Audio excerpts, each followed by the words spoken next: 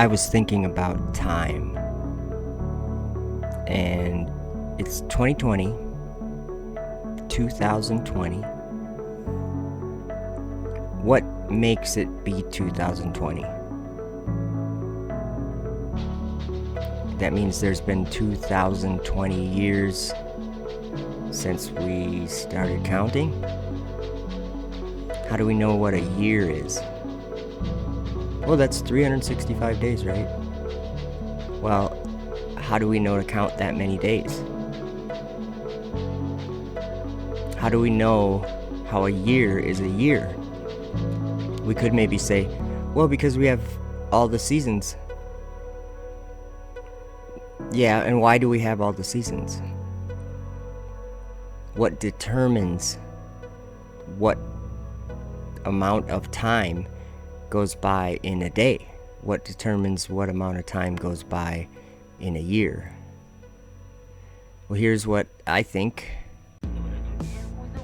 There's only one way that we can determine when a year goes by. Basically, one way. And that is by looking up at the sky clock that exists.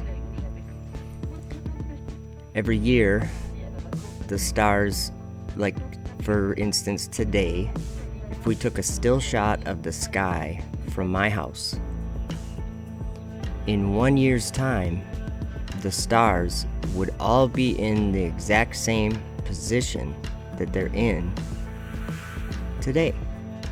But every day in between, those stars would all be in different positions than they are specifically today, and a year from today, and a year from that day, and a year from that day.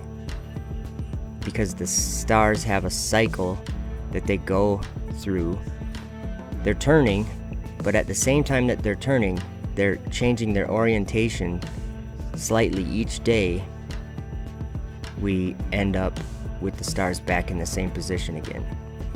This is one reason why the idea that the heliocentric model gives us of the North Star being previously a different star and not Polaris is a ridiculous falsehood, because that's not how the sky works. But just think about that. How do we determine a year? We do it with the stars in the sky.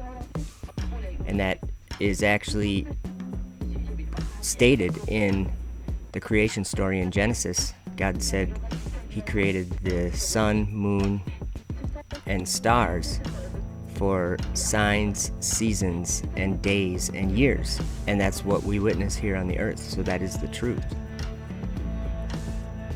So what we've been watching here on the screen is time-lapse photography of the stars. Now, what happens when the star trails, or this time-lapse photography, what happens when it starts looking like this? And if that continues, how are we going to determine what a year is? I mean, I think we could still tell. But doesn't it seem like something's kind of getting in the way there? This started to happen to time-lapse photography in May of 2019. So just over a year ago, year and a half ago or so. And every month or so, they've been launching another 60 of these satellites. These are Starlink satellites that SpaceX is putting up in there, in that darkness. People call it space. But they're putting it up there, and I'm just making a clear note to everyone that God ordained laws for all the luminaries. Every star in the sky has an ordained course that God commanded them to go on. And we already know that 7 of those stars, which we call planets, disobeyed God's ordained courses for them. And so he bound them in darkness until judgment. But besides those 7, all the other stars circle Polaris every 24 hours. And that's just what the sky has always been. And so there's been a change made in the last year and a half. A big change.